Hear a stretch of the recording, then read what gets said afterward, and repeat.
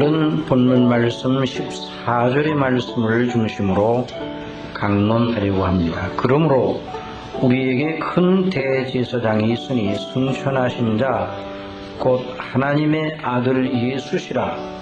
우리가 믿는 도리를 굳게 잡을지어다. 우리가 믿는 도리를 굳게 잡을지어다. 그렇게 말씀을 하고 있습니다.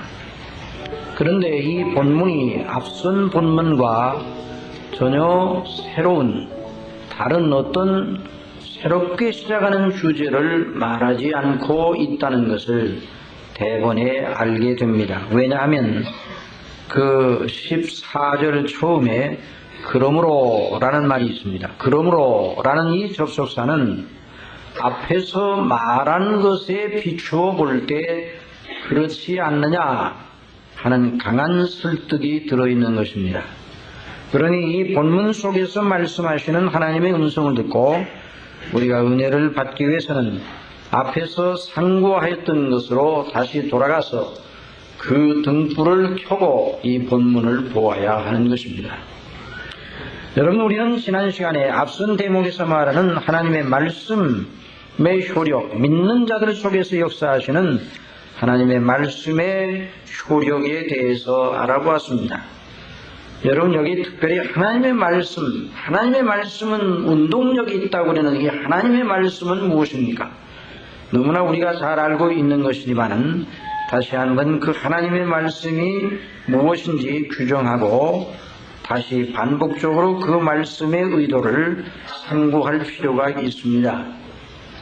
여러분, 하나님의 말씀이라고 할 때 단순하게 많은 사람들이 생각하기를 천둥치듯이 특별한 어떤 때에 번개처럼 신비로운 어떤 현상과 더불어 주어지는 계시처럼 하나님의 말씀을 생각하는 경우들이 많습니다. 학교에서, 신학교에서 어떤 학생이 그렇게 질문을 하였습니다. 자기가 새벽에 일어나서 새벽 기도를 가려고 그러는데 갑자기 소리가 들리기를 번제 그러더라는 거예요. 그게 뭐냐고 물어봐서 다 모른다고 했어요. 그래서 그거에 대해서 깨닫기를 원하는 마음이 간절해서, 그런데 저는 그런 음성은 잘 안 들리지만은 날마다 하나님의 음성을 듣고 있다 그랬습니다. 그게 무슨 말이겠습니까? 하나님의 말씀은 곧 성경이 말하는 것입니다. 그게 하나님의 말씀입니다. 하나님의 말씀이 다른 어떤 희한한 어떤 신비로운 그런 현상을 대동하고 오는 그런 것이 아니라 성경이 하나님의 말씀이다. 성경이 말하는 바가 하나님의 말씀. 성경이 뭘 말하고 있느냐? 구약 성경이 하나님의 말씀입니다. 구약이 뭘 말하고 있느냐?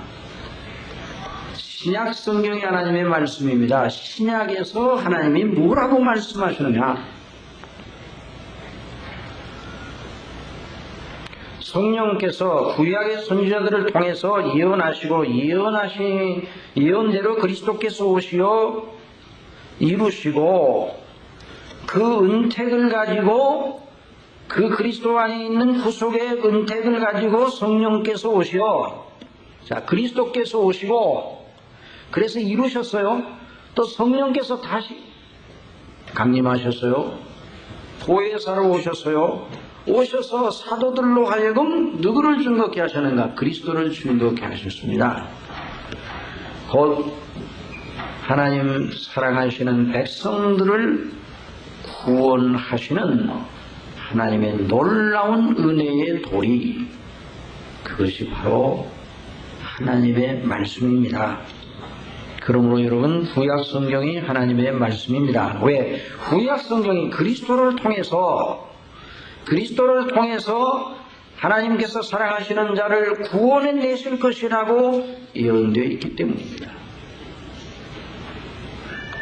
예수 그리스도의 구속의 완전성과 그 은혜의 풍성함을 말하는 복음, 그래서 구약도 복음입니다. 구약은 예표된 복음, 약속된 복음이라 이렇게 말할 수 있고요.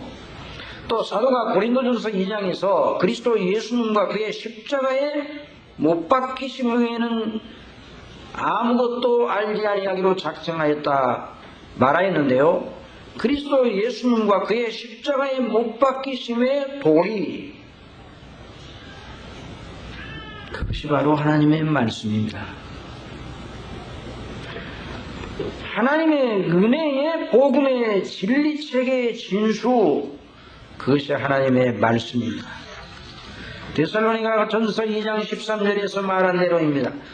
이러므로 우리가 하나님께 쉬지 않고 감사하는 너희가 우리에게 들은 바 하나님의 말씀을 받을 때, 자, 사도들이 데살로니가에 가서 복음을 증거하여서 하나님의 말씀을 증거했다고 그랬습니다. 사도들이 가서 그들에게 뭔가를 말했어요. 뭘 말했는가? 하나님의 말씀을 증거하였습니다. 하나님의 말씀을 증거할 때, 말씀을 받을 때 사람의 말로 받지 아니하고 하나님의 말씀으로 받음이니 진실로 그러하다. 이 말씀이 너희 속에서, 너희 믿는 자 속에서 역사하느니라. 사도가 증거한 복음, 우리 주 예수 그리스도와 그 십자가에 못 박히심으로 말미암아 당신의 백성들을 구원하시는 하나님의 능력의 복음, 그것이 하나님의 말씀입니다.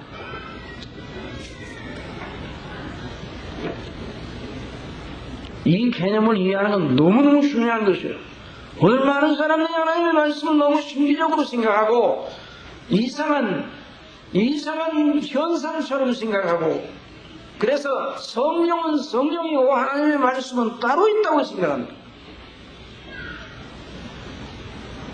그리스도로 말미암아 구원을 주시는 하나님의 은혜와 진리의 체계가 하나님의 말씀입니다. 누가 성령 충만하여 말하여 시하는 능력이 나타난다고 합니다. 거기에 이상한 은사가 나타난다고 합니다. 그런데 거기서 전해지는 메시지가 그리스도 예수님을 통한 영생, 구원, 이 놀라우신 하나님의 영광의 긍휼의 복음이 중심 메시지가 아니라면 그 집단은 잘못된 집단이에요.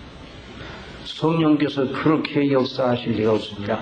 성령의 오신 목적은 하나님의 아들 예수 그리스도를 통해서 당신의 백성들을 구속하신 놀라운 이 은혜를 증거하기 위해서 오셨습니다. 성령님이 행하시는 가장 중요한 그 역사의 진수는 바로 그리스도입니다. 여러분, 이걸로 이어서는 안 돼요. 베드로전서 1장에서 사도 베드로는 말하였습니다. 너희가 거듭난 것이 썩어질 씨로 된 것이 아니오 썩지 아니할 씨로 된 것이니 하나님의 살아있고 항상 있는 말씀으로 되었다고 했어요. 하나님의 살아있고 항상 있는 말씀, 그리고 그 말씀을 묘사하기 위해서 이런 예를 들읍니다. 그러므로 모든 육체는 풀과 같고 그 모든 영광이 풀의 꽃과 같으니 풀은 마르고 꽃은 떨어지되 오직 주의 말씀은 세세토록 있도다 하였으니, 그러고 난 다음에 뭐라고 말하는가? 너희에게 전한 복음이 곧 이 말씀이라.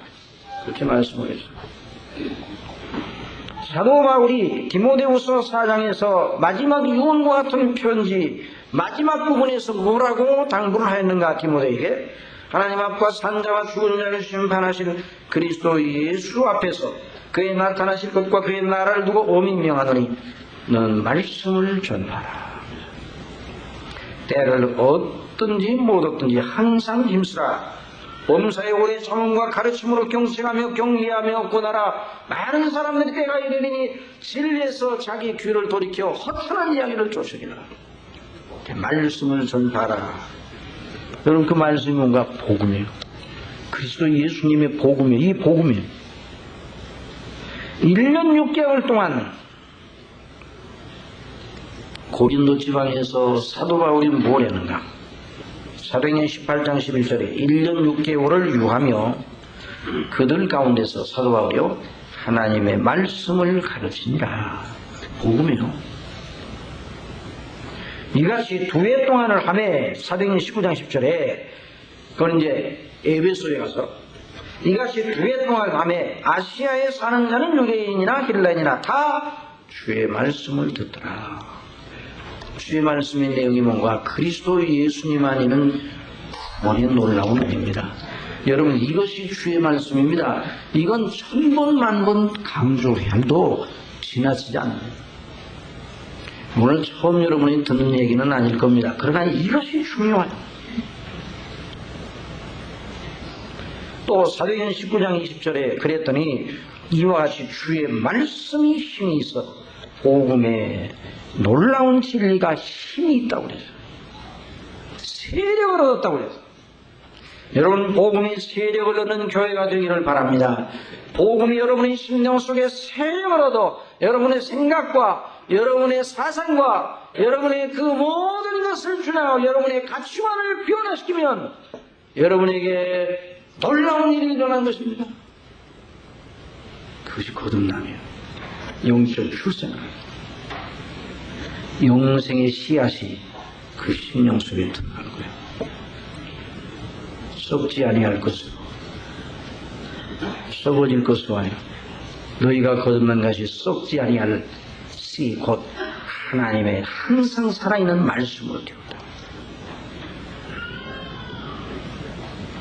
또 사도행전 20장 32절에 보면 사도 바울이 에베소를 떠나면서 그 교회 장로들을 불러서 함께 기도하고 인사를 하고 고별 설교에 이런 말씀을 증거하였습니다. 지금 내가 너희를 주와 우리 주 예수 그리스도와 그 은혜의 말씀께 부탁하노니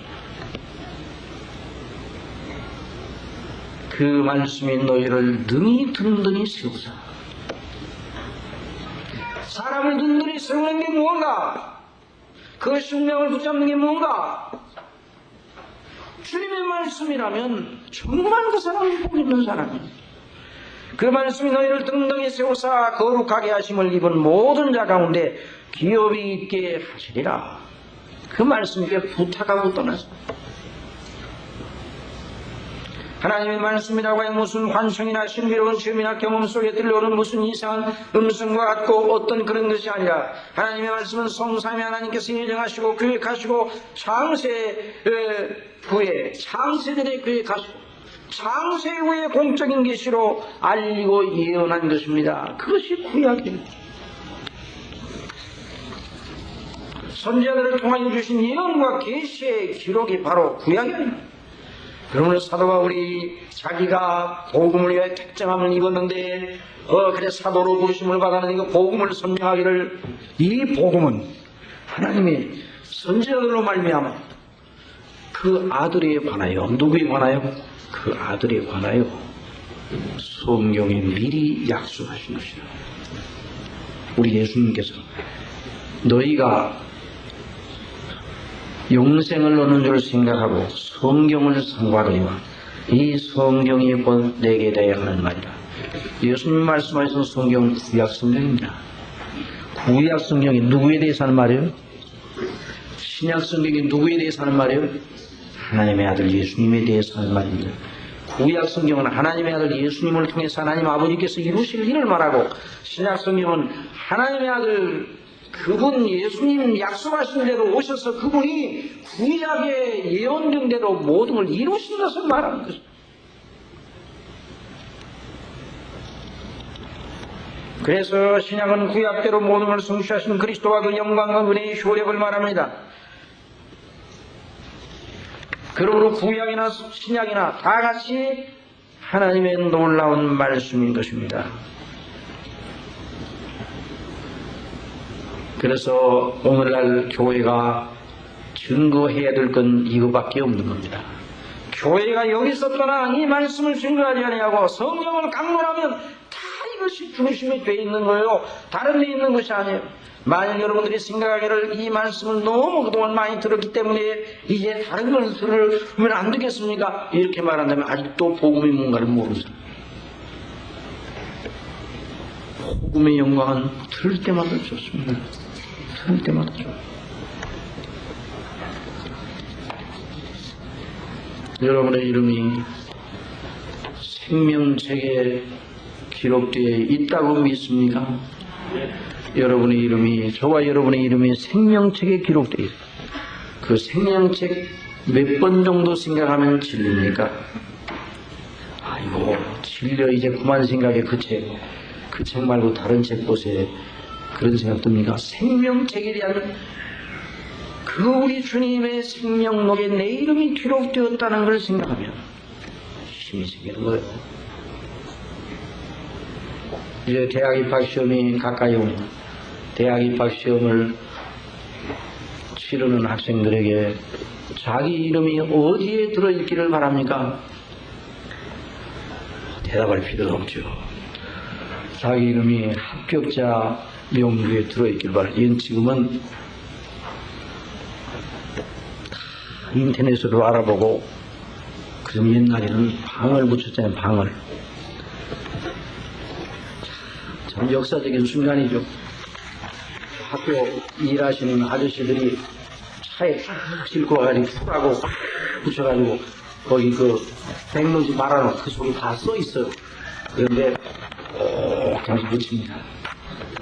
붙여놔요. 그럼 그 밑에서 크게 바라봅니다. 그러나 순번호와 이름이 내 이름 나올 차례야 떨리죠. 그런데 내 이름이 탁 거기에 써 있습니다. 그럼 몇 번 봅니까 그거? 됐구만? 그럼 가자. 계속 바라보고 계속 보고 또 보고 내가 잘못 봤는가 돌아갔다가 또 보고 다시 보고 그러는 거예요. 여러분, 복음은 이렇게 영광스러운 예수님의 나 위하여 죽으셔 내가 영생을 얻었다.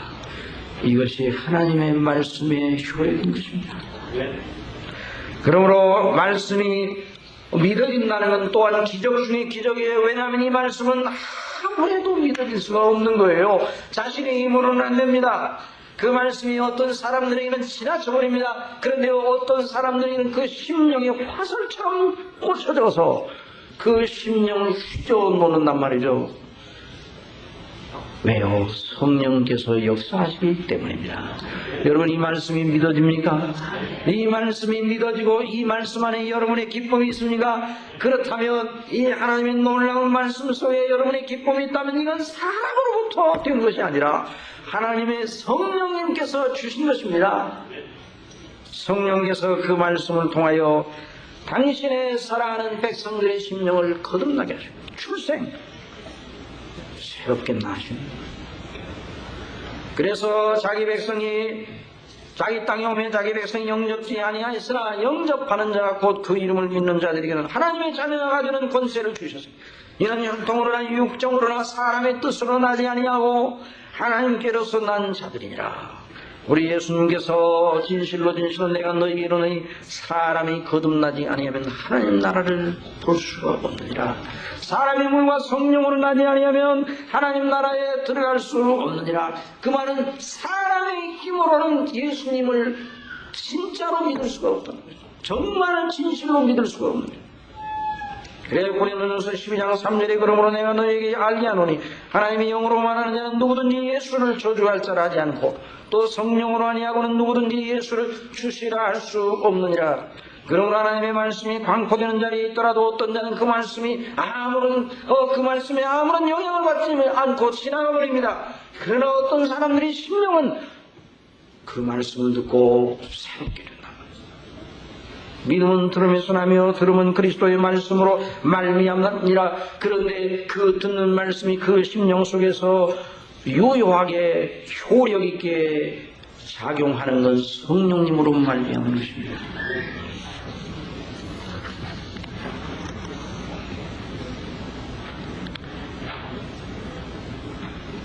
사랑하시는 여러분, 그러니 하나님의 말씀은 그리스도와 그 십자가의 구원의 도리인데 그 속에서 믿는 사람 속에서 역사하여 성령님으로 말미암아 그 이전에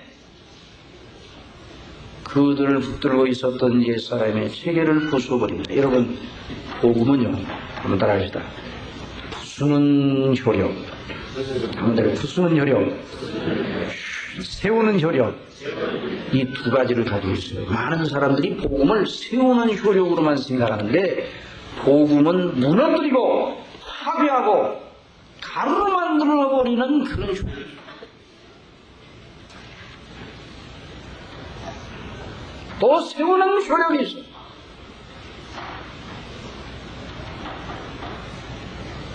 옛사람의 체계를 부수어버립니다. 저와 여러분의 심령 속에 옛사람의 체계가 아직도 영향을 미치고 있는데 이것이 어떻게 해서 무너지겠는가? 어떻게 해서 힘을 잃게 되는가? 하나님의 말씀 복음으로 말미암아. 그래서 하나님의 말씀의 운동력에서 우리의 모든 걸 찔러 쪼갠다는 우리 속에 웅크리고 있는 죄의 본성, 하나님을 대적하는 육체의 원리, 본성의 원리를 파하는 강력이라는 말씀입니다. 고린도후서 10장에 우리가 육체에 있어야 하는 육체대로 싸우지 아니하느니 우리의 싸우는 병기는 육체에 속하는 것이 아니요 오직 하나님 앞에서 견고한 진을 파하는 강력이라. 모든 이론을 파하며 하나님 아는 걸 대적하여 높아지고 교만한 걸 다 파하고, 이게 하나님의 복음의 능력입니다. 다 파하고 모든 생각을 사로잡아 그리스도에게 복종하게 한다 그랬어요. 그리스도에게 복종하게 하는 건 세우는 효력입니다. 하나님의 말씀은 다시 한번 말씀드리지만 죽이는 역할을 합니다. 또 다른 하나는 세우고 살리는 역할을 하는 것입니다. 그래서 예레미야에게 하나님께서 말씀을 주실 때 예레미야가 너 선지자라고 하니까 예레미야가 싫다고 했어요. 나는 아이라 말할 줄 모릅니다. 안 하겠습니다. 그 어려운 시대에 선지자를 한다는 건 너무너무 힘든 일이기도 하고 또 나는 말할 줄 모릅니다. 그 백성들을 가서 설득할 제가 없습니다. 나는 말할 줄 모릅니다. 그러니까 우리 하나님께서 내가 네 입에 내 말을 넣어주겠다고 약속하십니다. 그러면서 이렇게 말씀하십니다. 여호와께서 그 손을 내밀어 내 입에 다시 예레미야 입에 대시며 내게 이르시되, 뭐라고 말씀하셨는가? 예레미야가 나중에 이제 기록가 있어. 예레미야서를 통해서 말하는데 뭐라고 말씀하셨는가? 보라, 내가 내 말을 네 입에 두었노라. 보라, 오늘날 내가 너를 열방 만국 위에 세우고 너를 세우는데 너를 어떠한 자로 세우겠느냐? 뽑으며 파괴하며 파멸하며 넘어뜨리는 자로 세우겠다. 이렇게 말합니다. 그 다음에 건설하며 심게 하였느니라. 건설하며 심는 자로 세운다. 이것이 바로 복음의 능력입니다. 예레미야가 뭘 하라고 세움을 받았는가? 부수라고 그 말씀 부숴요. 백성들의 마음을 부숴버려요. 악한 죄악적인 모든 것 다 하나님의 계명을 어기는 걸 부숴버리고, 그러니까 하나님의 말씀을 들을 때 우리의 심령 속에 찔림이 오고 우리의 양심에 가책이 오고 우리의 마음에 두려움이 오는 거예요. 그러나 거기서 끝나는 것이 아니라 건설하며 심기입니다. 여러분, 에베소 2장 12절에 그때 너희는 그리스도 밖에 있었고 이스라엘 나라 밖에 사람이라 약속의 언약들에 대하여 의인이요 세상에서 소망도 없고 하나님도 없는 자이더니, 여러분, 이런 사람은 죽어야 돼요.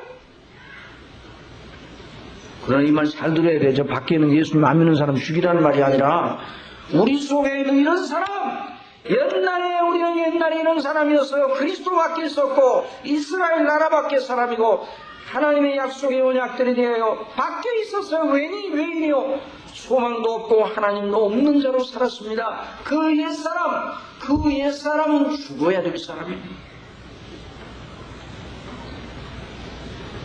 그 사람은 뽑고 파하고 파괴해야 합니다. 그러면 죽이기로 끝나는 것이 아니라 우리 예수님이 십자가에 죽으시고 난 다음에 어떻게 하셨습니까? 장사 지낸 바 되고 그 다음에 사흘 만에 다시 살아나셨습니다. 그리스도 안에는 새 사람, 그리스도를 믿음으로 말미암아 그리스도와 연합한 사람, 새로운 사람, 이제 새 생명 가운데 심어진 새로운 피조물 된 그 사람은 살아있는 옛 자는 죽고 새 자가 우리 속에서 싹이 텄습니다. 놀라운 일이죠. 그래서 히브리서가 그걸 말하고 있는 겁니다.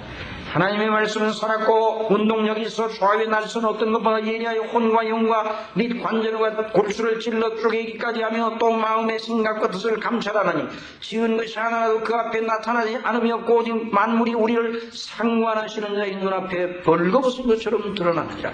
이 말씀은 하나님의 말씀 앞에 옛사람은 도저히 설 수가 없습니다. 여러분, 하나님의 말씀을 읽고 성경을 읽고 예수님의 십자가를 생각할 때에 옛사람이 그 앞에서 힘을 쓸 수가 없는 것입니다. 혼과 영과 관절과 골수를 찔러 쪼개기까지 한다는 건 옛사람이 본성, 죄악적 본성을 다 헤쳐내어 하나님 앞에 온전히 밝혀낸다는 말. 그건 우리를 완전히 죽이고자 함이 아니라 살리고자 하는 것입니다. 이제 그리스도 안에 있는 새 사람을 하나님께서는 살리려 새 생명을 주셔서 이제 살게 하시고 그 생명, 그 자아를, 새 자아를 북돋아서 양육하여 번성케 하십니다. 사랑하시는 여러분, 저와 여러분이 행복하려면 새 사람을 중심으로 살아야 됩니다. 옛 사람을 중심하여 살면 또 넘어지고 또 방황하고 유리하고 곤고해지는 거예요.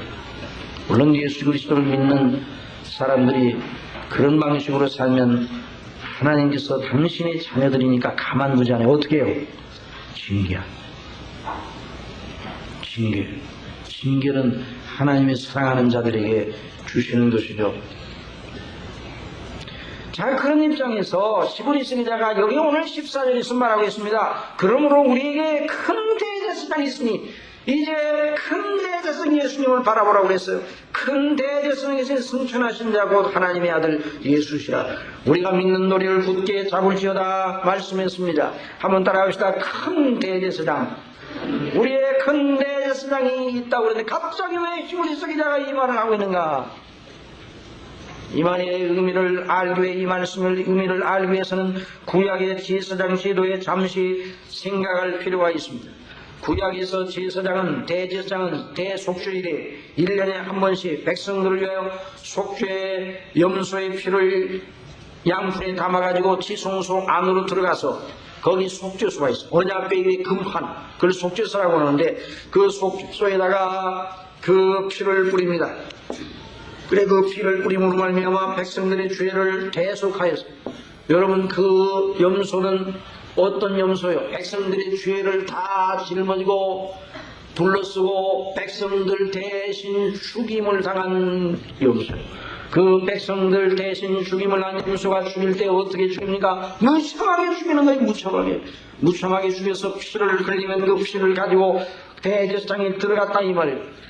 여러분, 이것을 잘 생각해야 돼요. 그런데 대제사장에 들어갈 때 그냥 이런 옷을 입고 들어가는 것이 아니라 에봇을 입고 들어갔어요. 한번 에봇 해보세요. 에봇이 예복.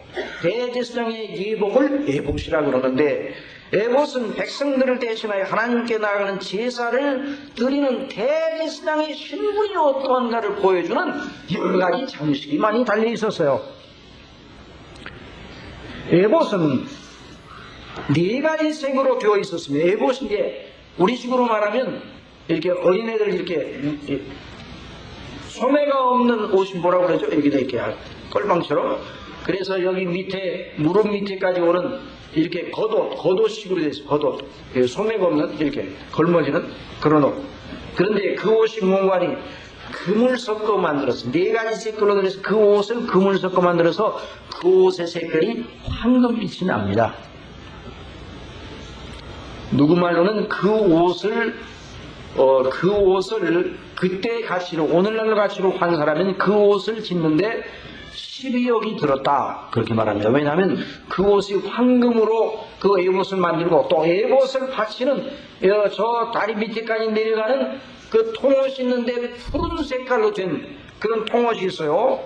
그래서 순하늘색으로 되어 있습니다. 그런데 그 옷자락에 세 가지 색으로 된 석류가 달려있어서 옷딱 밑에 달려있고 그 석류 사이사이에 금방울이 달려있어요. 금방울이 영롱하게 우는 금방울이 달려있어서 또는 어깨 견대 두 보석이 이 보석이 가시가 나가는 거라 그래서 아마 그 값이 이렇게 비싼가 봐. 근데 그 두 보석이 달려있어 견대에 가슴에 흉배가 있었어요.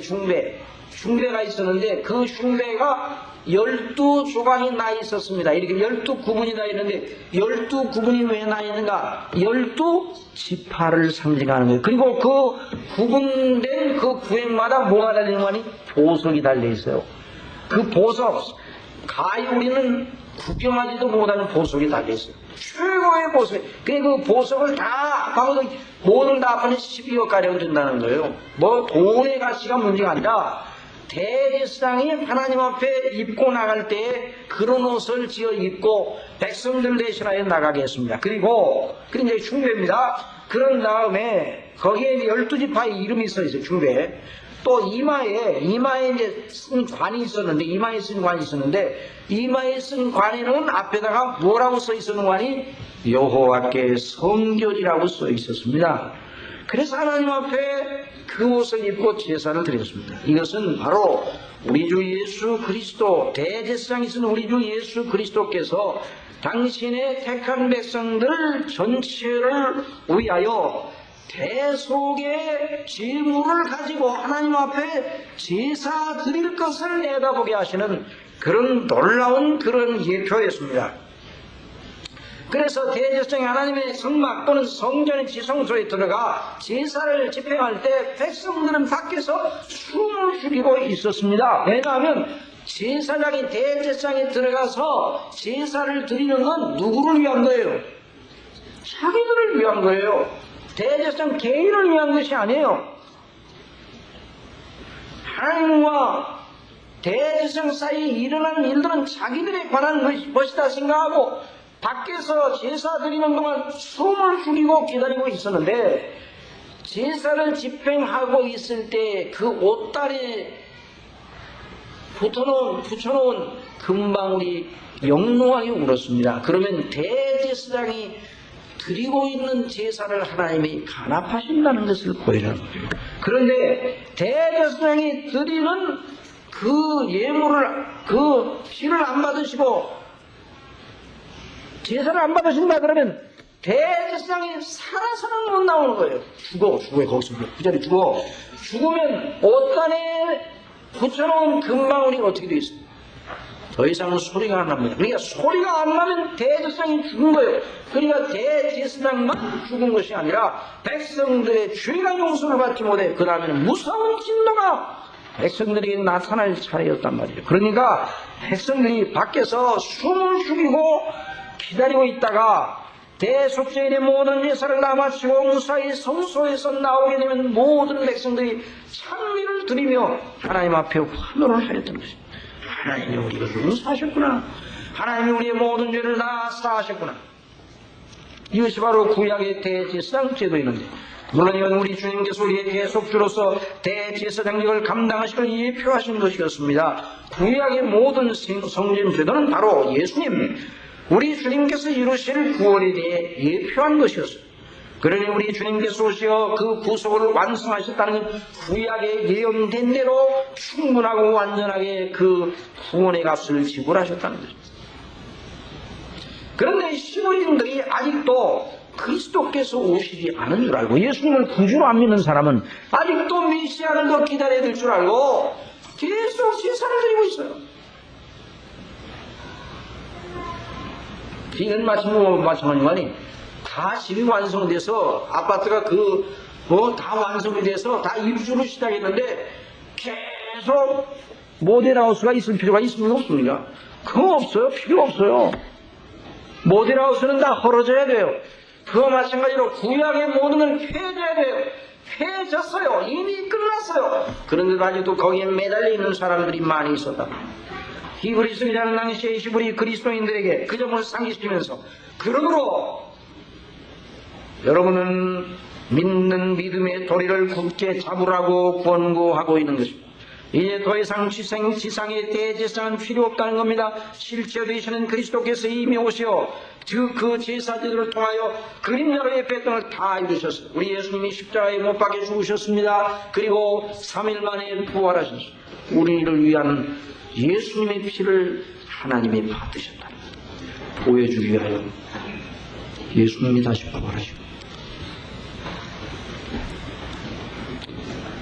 여러분 정말 우리를 위한 하나님의 대사가 이루어졌습니다. 저와 여러분을 향한 영원한 생명과 행복과 낙원에 대한 모든 조건이 다 완비되었습니다. 여러분 믿습니까? 이것이 바로 우리의 대제사장, 큰 대제사장이 계시다는 그런 의미입니다.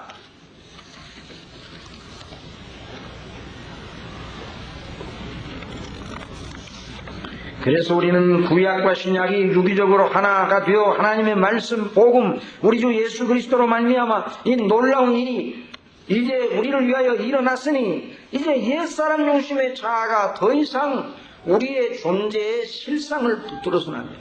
옛사람의 자아가 우리의 중심을 붙들어서는 안 돼요. 우리의 생각과 우리의 마음과 우리의 가치관을 붙드는 게 아니라 그리스도와 연관된 사람. 오늘 세례를 받고 여기 이제 물론 입교받은 이미 다 세례를 받은 분, 여기 계신 모든 분들 다 예수 그리스도를 주로 영접한 사람들은 주님과 연합된 사람들이에요.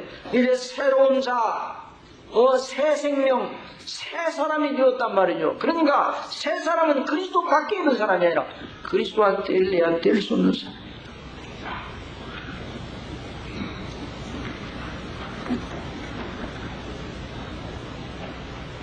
우리 주님은 대제사장으로 제물을 가지고 하늘 지성소에 들어가셨습니다. 그 제물이 뭡니까? 우리 예수님이 가지고 가신 제물이 뭡니까? 우리 예수님이 하나님 앞에 우리를 위하여, 우리를 대속하기 위하여 가지고 간 속죄 제물은 무엇이냐는 말입니까? 그게 무엇입니까? 우리 주님 자신의 몸과 피거든요. 자신의 몸을 드리죠. 사랑하시는 여러분, 그러므로 우리는 우리의 존재와 우리의 삶의 가치와 의미를 다른 어떤 데서 찾아서는 안 됩니다. 주님 안에서 찾아야 합니다. 주님과 우리의 관계는 끊을래야 끊을 수 없는 관계가 되었습니다. 죽어도 끊어지지 않습니다. 죽어도 영원토록 끊어지지 않는 것입니다. 그래서 우리 예수님 말씀하셨습니다. 한번 따라해봅시다. 나를 믿는 자는 죽어도 살겠고, 살아서 나를 믿는 자는 영원히 죽지 아니하리라. 그러니까 하나님과 우리의 관계, 예수님과 우리의 관계, 성삼위와 우리의 관계는 영원토록 끊어지지 아니하는 관계입니다. 우리를 아버지의 손에서 빼앗을 자가 없습니다. 이 관계의 중심을 잡고 우리가 살아가야 됩니다. 그럼 믿는 도리를 굳게 잡을지어다라는 말이 그 말씀인 것입니다. 우리는 어디서 우리의 존재의 가치를 찾아요? 여러분이 전도서 기자가 헛되고 모든 것이 헛되다고 해서 그 말이 무슨 말인가? 이렇게 달리 그것을 적용할 수 있어요. 이 세상에 다른 어느 것도, 어떤 관계도, 어떤 것도 우리를 영원히 영화롭게 하고 가치 있게 할 것이 없다. 여러분, 이 세상에 있는 물건도 가치가 있습니까? 없습니까? 가치가 있어 없어요?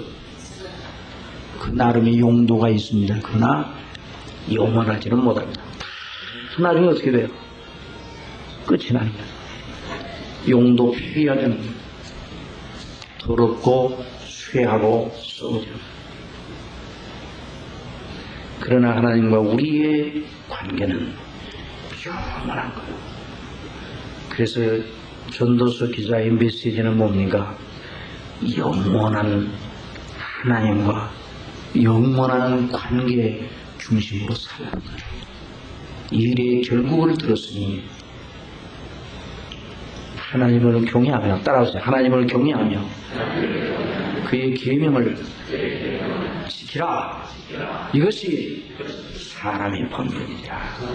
이게 전도서의 메시지예요. 다른 모든 건 다 끝이 있더라는 거예요. 솔로몬이 다 누려보고 다 맛보고 다 가져보고 다 해봤는데 그 나름대로 또 그때마다 조금씩 그 나름대로 가치는 있지만 다 끝이 있더라는 거예요. 그러나 마지막까지 그 가치와 영광과 그 놀라운 찬란함이 변하지 않는 건 하나님과 우리의 영원한 관계. 그래서 영원을 사모하는 마음을 우리에게 주셨다고 말씀하셨습니다. 그래서 저와 여러분이 이 세상에 있을 때 우리가 이 세상에 여러 조건들이 많습니다. 그 나름대로 또 가치가 있는 거예요. 그것들도 우리가 육신을 가지고 있는 또 이 세상 우리가 사는 날 동안 여러 가지 용도가 다 있어서 그런 것들이 우리에게 필요합니다. 하나님도 우리를 그걸 아십니다. 그런데도 불구하고 우리들은 늘 그것과의 관계를 중심하여 살지 말고 주님과의 관계를 중심하여 살라고 말씀하십니다. 그럼 우리가 이 세상에 살며 무엇을 중심에 살아야 되는가? 땅에 살지만 하늘을 중심하여 살아야 됩니다. 저와 여러분은 하늘 시민권입니다. 하늘 시민권이 우리에게 있어요. 그래서 이 세상에서 우리가 사는 삶의 의미는 하늘을 위한 예비단계요, 하나님의 이름과 나라와 뜻을 위해 주신 은혜에 합당하게 사명을 감당하기 위해서 사는 겁니다. 이제 우리의 소망과 우리의 영혼은 그냥 하늘에 있습니다. 그 하늘에 누가 계십니까? 우리의 큰 대제사장이신 우리 주 예수 그리스도, 승심하신 예수님 거기 계십니다.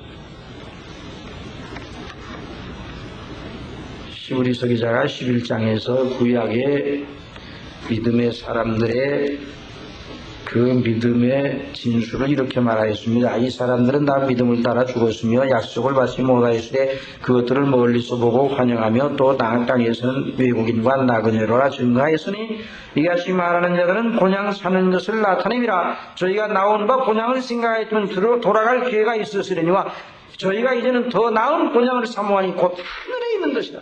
그러므로 하나님이 저희 하나님이라 일컬음 받으시 부끄러워 아니하시고 저희를 위하여 한성을 예비하시느니라. 무너지지 않을 한성을 예비하라. 여러분, 그러므로 예수님 믿는 저와 여러분이요, 무슨 가치를 위해 살아니가? 영원한 가치. 하나님께서는 영원하신 분이고 거듭거듭 제가 늘 말씀드리지만 하나님은요, 하나님께서 하실 만한 일만 하십니다. 하나님 다우신 일만 합니다. 한번 따라합시다. 자기 이름을 위하여. 얼마나 이 말씀이 좋은지. 자기 이름을 위하여. 따라하세요. 자기 이름을 위하여. 의의 길로 인도하시는도다. 놀라운 말씀입니다. 하나님은요, 당신의 이름에 걸맞지 않은 일은 안 합니다. 사람도 자존심이 강한 사람은 자기의 마음이 키는 일은 안 하려고 하잖아요. 그러나 사람은 그렇죠. 해봤잖아. 그렇지만 하나님은 완전하신 하나님, 당신의 이름의 영광에 걸맞지 않은 일은 안 해요. 그 하나님께 당신의 이름을 위하여 예수님을 내어주시고 당신의 이름을 위하여 우리 위하여 놀라운 계획을 세우시고 당신의 이름의 영광을 날리기 위해서 우리를 그리스도 안에서 구원하시고 대제사장을 오신 그리스도께서 아버지의 이름과 우리의 영원한 행복을 위해 그 놀라운 일을 하셨습니다. 그러므로 우리가 이 땅에 있지만 우리가 땅의 것을 추구하지 아니하고 하늘의 것을 추구해야 되는 것. 그러므로 너희가 그리스도와 함께 다시 살리심을 받았으면 위의 것을 찾으라. 거기는 그리스도께서 하나님 우편에 계시느니라. 위의 것을 생각하고 땅의 것을 생각지 말라. 자, 사도 바울이 또 말합니다. 너희가 죽었고, 너희가 죽었고 너희의 생명이 그리스도와 함께 하나님 안에 감추었습니다. 놀라운 말씀입니다. 우리의 생명이 누구 안에 감추었어요? 하나님 안에 감추었어요. 그리스도 안에서. 그러니까 누가 뺏어갑니까? 우리의 생명. 누가 우리의 영생을 뺏어갑니까? 누가 우리의 고귀한 신분과 주의를 뺏어갑니까? 누가 하나님의 자녀된 우리를 하나님의 생명록에서 지하여 버린 자가 있겠습니까? 이 영광을 늘 생각하고 살아야 됩니다. 그러므로 믿는 도리를 굳게 잡을지어다. 굳게 잡으시기 바랍니다. 어떠한 경우에도 물론 우리가 아직도 육체에 남아있기 때문에 언제나 시험을 받고 여러 가지 연약을 보이는 건 너무나도 당연합니다. 우리가 이런 경우가 있어요.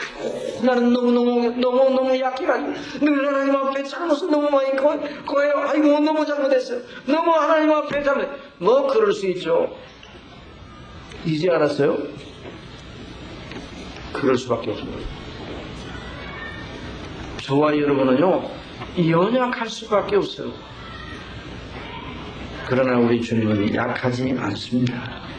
한번 따라합시다. 이 질그릇에, 이 질그릇은 가볍게, 여러분 질그릇 얼마나 쉽니까?